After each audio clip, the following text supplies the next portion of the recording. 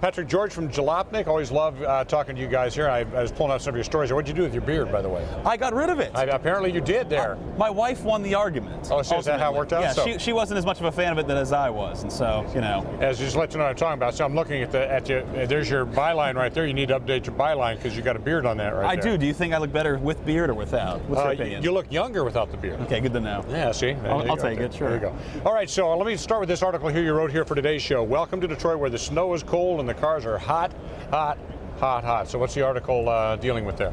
This story is the morning shift, which is our morning roundup of all the news. Right. And yeah, obviously we're here at the Detroit Auto Show. Right.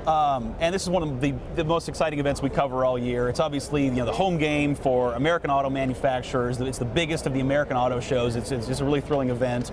And we're seeing some really, it's really interesting year, I would say, as far as Detroit Auto Shows go. Now, I'm sure you've been to a number of these over the years. Mm-hmm. Today I walked in, because I've been coming, for a good part of 14, 15 years. I walked in today, I didn't know my way around for the first time ever. Sure. It's like they really have redesigned the floor, mm-hmm. and people are in different places and doing different things. I mean, did that catch your attention? It did. I think I haven't been to Detroit in, I think, a year or two, but right. I do like that it's all in one floor in one place. Yeah. Unlike New York or Los Angeles, which are spread out across, this. Well, we do have a basement areas down here where you guys race your go-karts. We do. Definitely go down to the basement if you come to the auto show, because all the really neat, weird stuff is down there. Yeah. Yeah.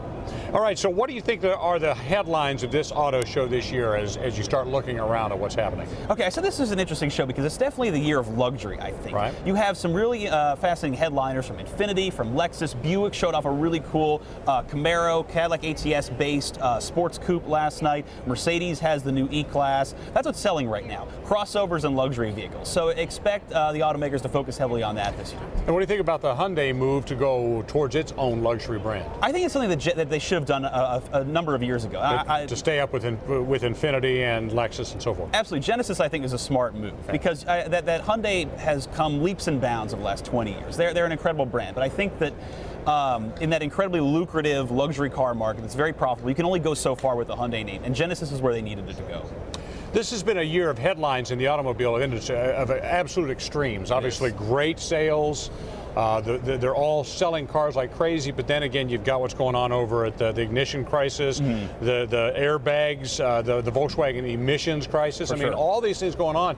How do you reconcile these two ends of the spectrum? I mean, it's the worst of times and the best of times. Absolutely. It's definitely a bizarre time, especially Volkswagen and Audi. Mm-hmm. The last few auto shows and press conferences they had, they're full of apologies. They're full of like, we're going to make this right. And you can see them, as we wait on what the fix is going to be for these diesel cars, publicly they focus more and more on electrics and hybrids because it's cleaner, it's better image, and it's also, I believe, the future of automobiles too.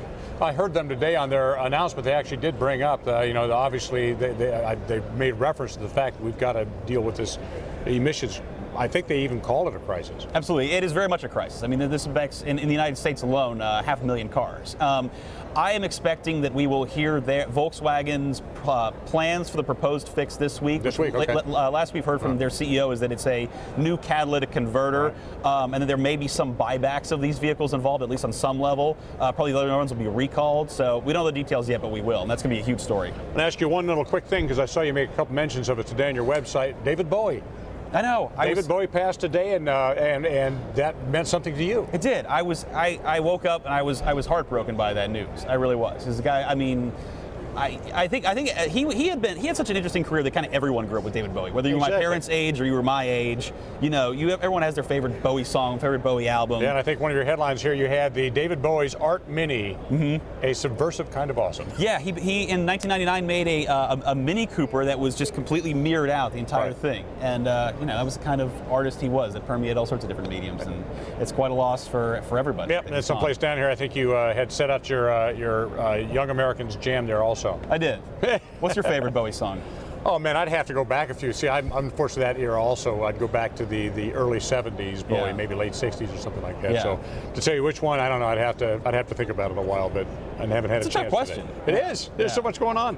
Well, anyway, Patrick George, always a pleasure to see the Jalopnik guys coming around. Thank you guys so much for having me. Always right on top of the industry and what's going on here. Oh, I forgot. I was going to punch that up there as I was showing you, David Bowie and the Young Americans right there. Oh, there you go. There you go. Great to be here. Thank you so much. Thank you, Patrick. I'm going to take it off you there. Hey, that was great. Thank you. Thank you very much. Appreciate it. Yeah, you too. We'll see you around. And you're looking good. Hey, thanks so much. Appreciate it. You're looking good. Good. It's kind of weird. Not having the beard there? Yeah. And it wasn't just a Movember kind of thing there, so. No, it wasn't. Yeah, it was good.